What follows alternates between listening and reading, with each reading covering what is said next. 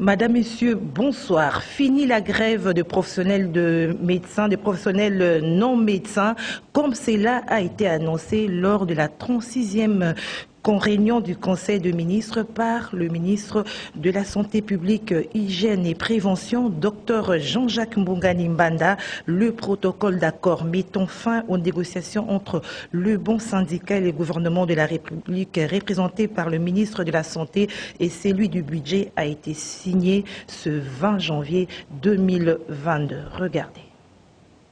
La cérémonie officielle de la signature de ce protocole d'accord s'est déroulée ce jeudi 20 janvier 2022 au Salon Rouge de l'immeuble intelligent à Kinshasa. Représentés par les différentes sections, les représentants de chaque délégation et les ministres de la Santé publique, Hygiène et Prévention, accompagnés de la vice-ministre, ont tour à tour apposé leur signature sur les documents. Ainsi, la cérémonie du jour marque la suspension de la grève dans les hôpitaux et toutes les autres structures sanitaires de l'État sur toute l'étendue du territoire national.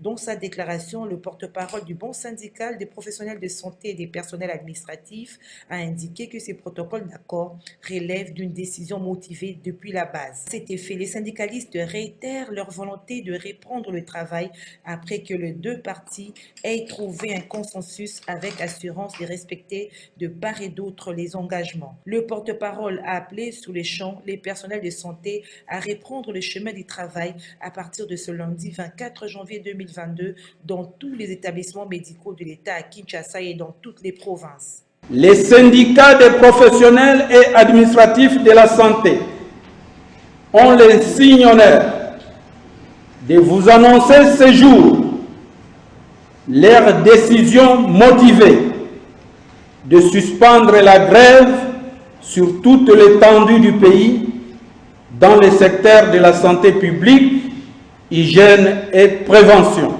De son côté, le ministre de la Santé publique, Hygiène et Prévention, Dr Jean-Jacques Mbongani, s'est dit très ému de la volonté manifestée par les syndicalistes de signer ces protocoles d'accord sanctionnant la grève dans tous les hôpitaux publics. Cependant, au nom de son Excellence, Monsieur le Premier ministre qui s'est engagé personnellement et de son Excellence, Monsieur le Président de la République, le ministre Jean-Jacques Mbongani a rassuré que les engagements du gouvernement seront bel et bien tenus. Je puis dire que c'est un acte patriotique que vous venez de poser. Le bon syndical et le bon gouvernemental ont convenu de poser des actes qui, pour l'avenir, empêchera, dans la globalité, le secteur à aller encore dans ce qui s'est passé, c'est-à-dire aller en grève. Nous avons retenu que nous devons, nous, gouvernement, mettre tout en place pour que nos engagements se concrétisent.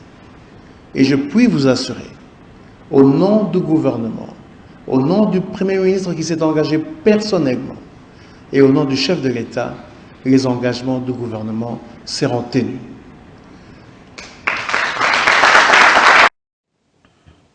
Restons au ministère de la Santé publique, Hygiène et Prévention, où le docteur Jean-Jacques Mbongani a échangé mercredi avec les sénateurs du Grand Équateur au menu de leurs entretiens la situation sanitaire dans leur province. Suivez ce reportage. La rencontre de ces jours entre le numéro 1 de la santé en République démocratique du Congo et les élus déselus de l'espace Grand Équateur a tourné autour de différents problèmes du secteur de la santé dans cette partie du pays, liés au manque des infrastructures, au paiement des primes et salaires des personnels soignants et à la carence de médicaments. Ainsi, ils ont abordé la question relative à la pandémie Covid-19 qui vient d'attaquer la population du secteur des Karabas ainsi que d'autres territoires dans la province du Nord-Ubangi.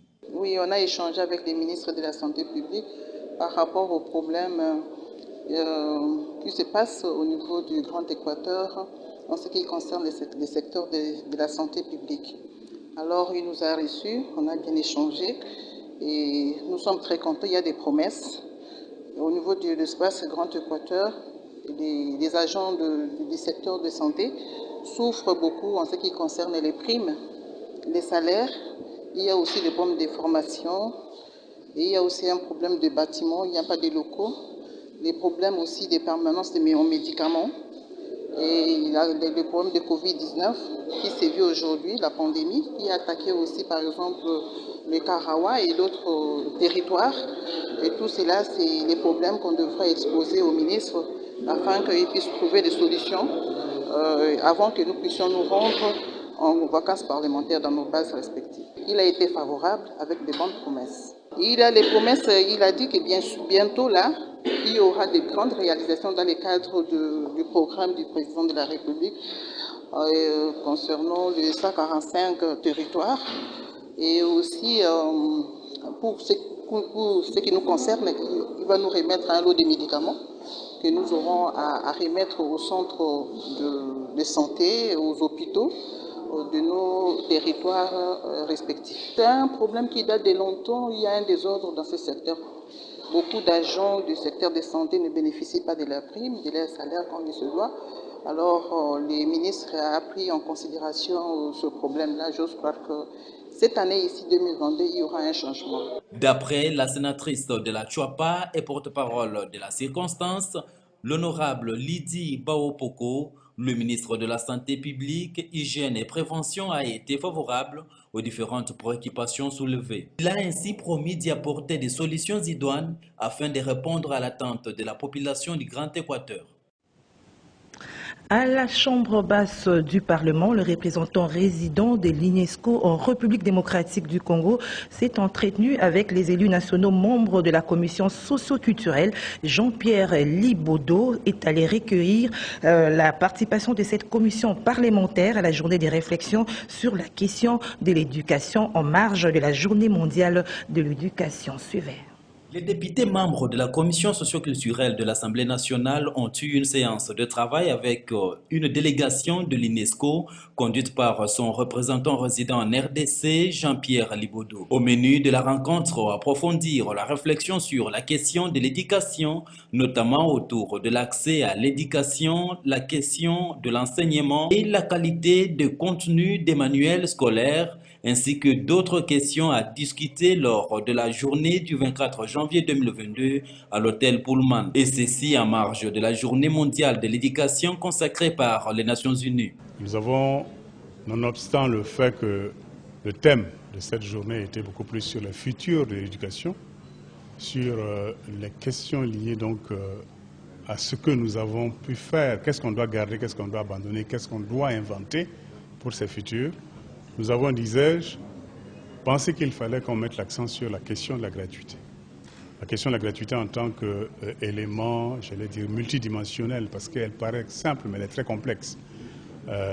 Tel que le président de la République l'a décidé, nous avons voulu, en tant qu'UNESCO, contribuer à cela à travers une réflexion de très haut niveau, qui associerait donc la Commission et d'autres experts nationaux, sur la question des infrastructures, sur les questions liées donc également à l'accès à l'éducation, les questions liées à la question enseignante, parce que c'est très important, que ce soit leur formation ou encore les salaires qu'ils reçoivent, les questions liées donc à la qualité des contenus des manuels scolaires, qu'on voulait discuter également, et d'autres questions qui seront discutées le 24 matin à l'hôtel Pullman. À l'issue de la journée de réflexion, les conclusions seront immédiatement remises au chef de l'État, assorties de propositions concrètes, notamment sur ce qu'il convient de faire pour résoudre la question de l'accès aux infrastructures. Avec la participation des députés membres de la commission socio-culturelle, l'UNESCO attend des suggestions pertinentes qui aideraient à mettre en place une task force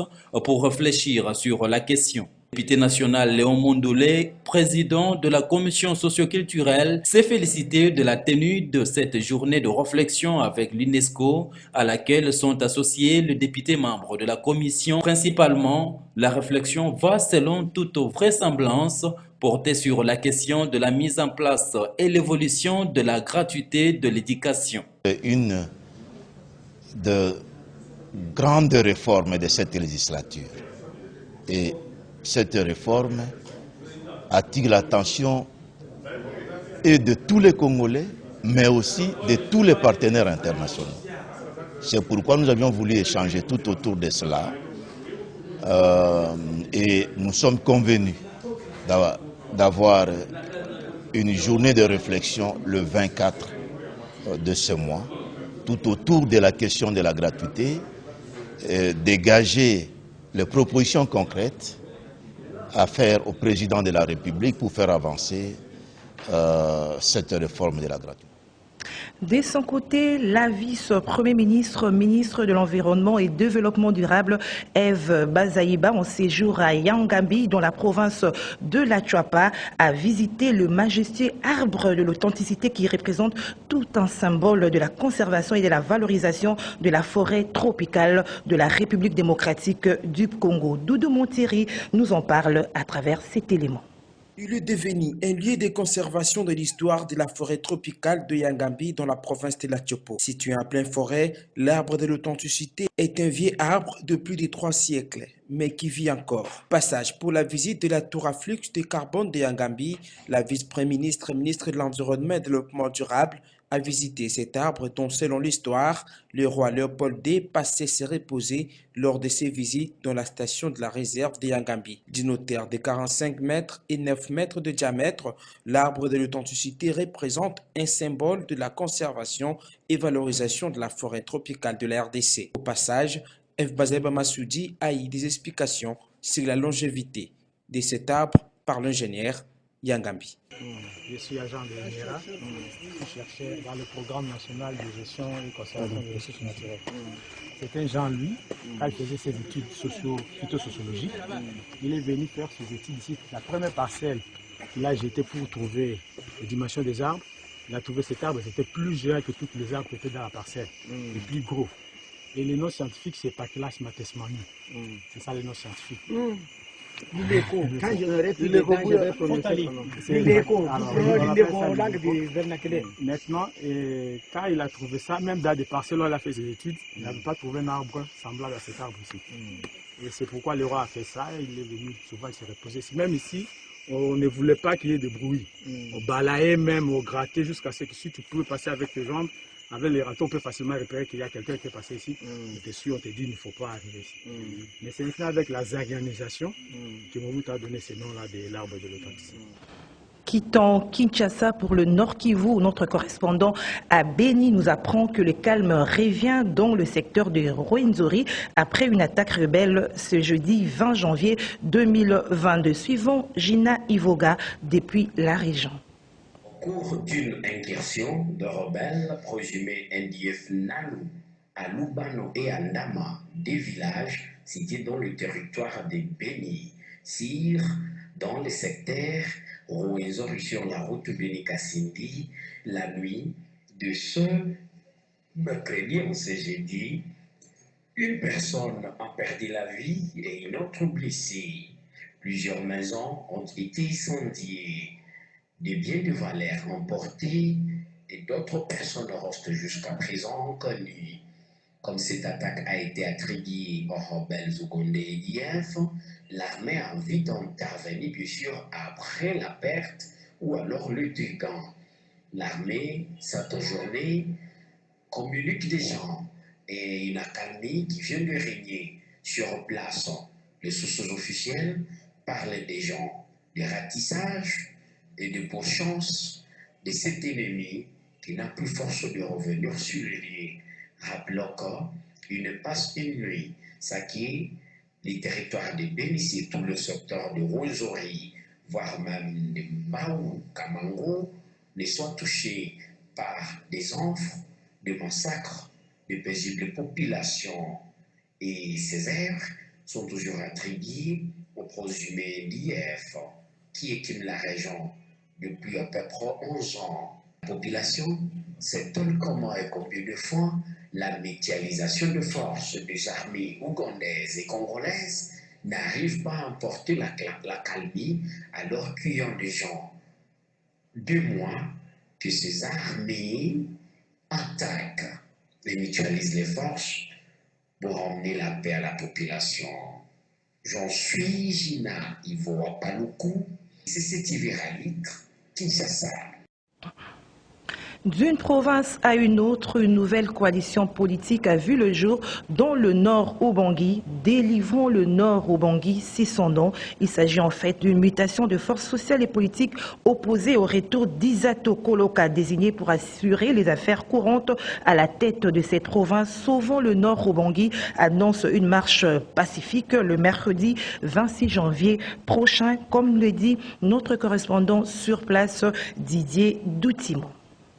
Création mercredi 19 janvier d'une coalition dénommée Délivrons le Nord Ubangui. Elle regroupe les forces politiques MLC, IDPS, INC, RDT, MSC, Mouvement du 14 juillet, M14 et le mouvement citoyen Génération DD Kodoro GDK, ainsi que la coordination de l'Union sacrée Nord Ubangui. Délivrons le Nord Ubangui s'assigne plusieurs objectifs, entre autres empêcher les manœuvres d'Isato Nzege Koloka qui cherche par tous les moyens de revenir comme gouverneur de la province. Un communiqué de presse contenant des recommandations est lu par Trésor Tomene, porte-parole. Les forces politiques et sociales du Nord Ubangui, notamment l'IDPS Tshisekedi, les MLC, les RDT, l'INC, les MS, la coordination de l'Union sacrée Nord Ubangui, les M14 et la GDK, se sont réunis ce mercredi 19 janvier 2022 en vue de prendre les dispositions pratiques relatives à la mobilisation populaire dans le Nord Ubangui. En vue de parvenir à la libération et à la délivrance de la province du Nord Ubangui, qui passe par l'éviction effective et définitive de M. Isato Nzege, les forces politiques et sociales du Nord Ubangui annoncent la mise en place ce jour à Gbadolite d'une coalition dénommée Délivrons le Nord Ubangui, DNI en sigle, pour empêcher les manœuvres de l'ancien gouverneur Isato Nzege qui cherche par tous les moyens à revenir comme gouverneur du Nord Ubangui. Délivrons le Nord Ubangui fait la mise au point suivante. 1. Nous considérons que l'arrêté pris irrégulièrement et annoncé par les cabinets de M. Isato Nzege au sujet des mesures restrictives de liberté au nom de la pandémie à Covid-19 constitue un ballot d'essai et une provocation à l'endroit de la population qui tient à marcher pacifiquement pour soutenir les confessions religieuses dans leurs déclarations adressées au chef de l'État. 2. Nous demandons à la police nationale congolaise de mettre un terme à des intimidations à travers des communiqués visiblement inspirés par Isato Nzege dans le seul but d'intimider la population. La police étant apolitique doit se mettre à l'écart des manipulations de Isato Nzege et prendre plutôt des dispositions pour encadrer la marche pacifique qui aura lieu le mercredi 26 janvier 2022 conformément au programme qui sera incessamment communiqué. Fait à Gbadolite le 19 janvier 2022.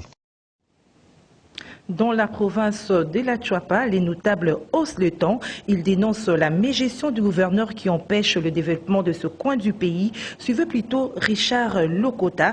Il est notable de la Chuapa au micro de Nancy Leka. Bon, le message, c'est pour nous plaindre par rapport à la gestion du gouverneur de province de la Chuapa. La Chuapa se meurt, tout le monde le regarde, tout le monde devient amorphe, impuissant, personne ne peut rien faire pour le moment. Nous voulons que Chuapa ressuscite. Le gouverneur l'a tué, mais il n'est pas encore, elle a tué Chuapa, mais la Chuapa n'est pas encore morte, elle agonise. Et nous sommes venus avec le message de faire en sorte que la Chuapa se redresse. On ne voit aucun investissement. Depuis que le gouverneur Bongo est là, il y a aujourd'hui 5 ans, il n'a rien fait du tout, aucune réalisation.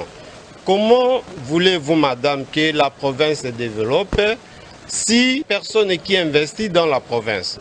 Et le premier investisseur qui donnerait l'exemple devrait être l'État. L'État à travers la province. Et qui dit la province, c'est le gouverneur de province qui gère cette province. Il dit souvent à qui veut l'entendre que le gouvernement central n'envoie rien pour l'investissement de la Chuapa. Est-ce vrai ça? Est-ce vrai?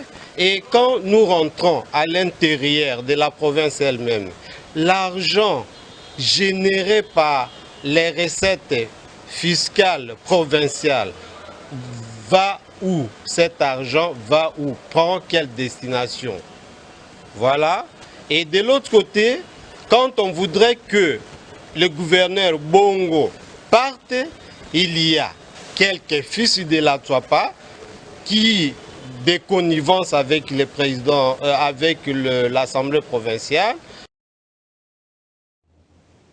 En plus bref, plusieurs militants du parti politique Kita, interpellés et emmenés au camp Lufungula ce jeudi, ils répondaient à l'appel de leur président Géry Loubala pour un sit-in devant la primature afin de réclamer la démission du Premier ministre Jean-Michel Sama-Lukonde, disent-ils, à cause de son incapacité de résoudre le problème lié aux besoins les plus élémentaires de la population tels que le manque d'eau, d'électricité aussi, le manque d'hôpitaux dignes. Le parti politique Kita dit avoir informé l'autorité urbaine sur l'organisation de ces sit-in, dossiers à suivre. Vous le savez peut-être ou vous l'avez peut-être suivi, l'ancien ministre de l'EPST, Willy Bakonga, bénéficiaire de la grâce présidentielle à travers ses avocats, a annoncé sa rentrée politique au mois de mars prochain. Alors, ce questionnement, connaîtra-t-il un empêchement du point de vue juridique? Maître Willy Wenga apporte des éclaircissements au micro d'Émile Mouyaya. Une personne graciée peut-il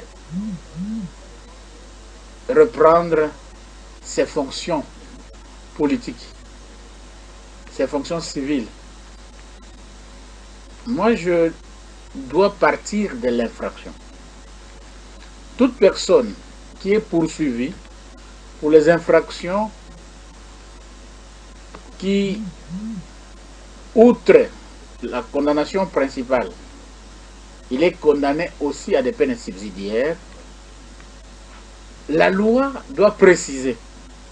C'est la loi qui précise la peine contre une infraction. C'est la loi qui dit que toute personne poursuivie pour blanchiment des capitaux, détournement ou ceci, cette personne-là doit être condamnée de cette manière-ci. Pour le blanchiment des capitaux, par exemple, dans le cas du parlementaire Willy Bakonga, parce que c'est ça le cas qui déflore la chronique du fait qu'il a annoncé son retour politique. Il a été poursuivi pour blanchiment des capitaux, puis financement du terrorisme.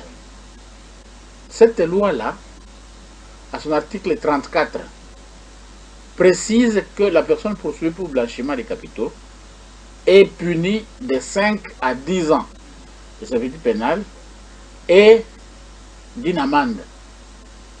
Il est vrai que l'infraction de blanchiment des capitaux peut concerner aussi les banques, les coopératives, et ainsi de suite. Mais avoir cet article-là ne prévoit pas de peine subsidiaire. On est condamné à la peine de servitude pénale pour blanchiment des capitaux. L'unique peine qu'on vous administre, c'est la servitude pénale et l'amende. Il n'y a pas de peine subsidiaire du genre, il lui sera interdit d'exercer ceci, il lui sera interdit de faire ceci, il lui sera interdit de... Non. Ça n'existe pas. Donc, Willy Bakonga a été gracié par le président de la République. Je n'entre pas dans les polémiques de vraies ou fausses grâces. Non. Il a été gracié parce que l'autorité de la grâce que le président de la République, à travers ses services, n'ont jamais dit que c'est un faux. Donc, quelque part, le pouvoir, l'autorité, a décidé de le gracier. Ayant été gracié, la grâce n'a qu'un seul effet, de mettre fin à l'exécution de la servitude pénale. C'est le seul effet. Mais les effets liés à la condamnation pénale demeurent. Donc, lorsque vous êtes condamné, lorsque vous êtes gracié, vous quittez la prison, mais vous restez condamné. Des salles de classe bâties en paille en plein 21e siècle. On les retrouve notamment dans la province de Sankuru. Sur place, les parents lancent un cri de détresse aux autorités du pays. Regardez. Nous sommes à Diboko, dans la province de Sankuru, où le développement est loin d'être une réalité en plein 21e siècle. Les enfants étudient à même les sols sous les salles de classe en paille, sans toit ni tableau, exposant ainsi les élèves sous toute forme d'intempéries. Triste réalité dans une province qui a déversé nombreux de ses fils aux affaires depuis de longues années. D'où ce cri d'alarme des professionnels de la craie de Diboko. Le directeur de l'EP du Boko Diabokol, nous souffrons pendant 12 ans. Monsieur le ministre, nous vous demandons, vous pouvez aussi songer pour nous, pour nous amener les tôles pour qu'on puisse un peu construire ce bâtiment. Nous n'avons pas de manuels, nous n'avons pas de bâtiments, nous n'avons pas de tableaux. Alors, nous faisons les efforts personnels. Nous vous demandons, nous vous en prions de songer pour nous. Excellence, en tout cas, ça doit vous faire honte. Dans l'espace Kasaï, regardez les tableaux. Regardez les tableaux, regardez bien les tableaux. Hein? Regardez dans quel... Il manque même les tableaux. Ça doit vous faire mal. Et vous laissez les gens détourner des millions de dollars pendant qu'ici, on a besoin juste même de 10 000 dollars. Ça va les aider. Si vous envoyez 10 000 dollars ici, nos enfants vont étudier dans de très bonnes conditions. Sans banc, sans tôle, dans l'espace Kasaï. Lambert Mende, vous avez des millions de dollars. Incroyable mais vrai, des ossements humains vieux de quelques années, déterrés par de jeunes pour fabriquer de la drogue qu'ils appellent Mugo, une pratique qui devient courante à Goma, dans la province du Nord Kivu. Suivez plutôt ces papiers de commentaires signés Nancy Ileka. Selon les informations tirées du livre Grand Débat, les fabricants de la drogue appelée Mugo, pour la plupart des jeunes, déterrent des restes humains dans des cimetières déjà fermés par les autorités. Ce qui reste des squelettes, c'est ce que les fabricants transforment en poudre et consomment sous forme de cigarettes. Cette drogue, fabriquée à base des os de squelettes ou de crânes des personnes décédées il y a plusieurs années, est strictement interdite et pourtant fortement consommée en grande partie par la jeunesse des Goma. Sa commercialisation se passe dans la clandestinité. Il suffit de se faire prendre par des services de sécurité pour écoper de plusieurs années de prison. La drogue coûte très cher à Goma et peut durer plusieurs jours dans le cerveau humain. Votre fidélité nous honore, Madame, Monsieur. Ce journal est fini. Au revoir.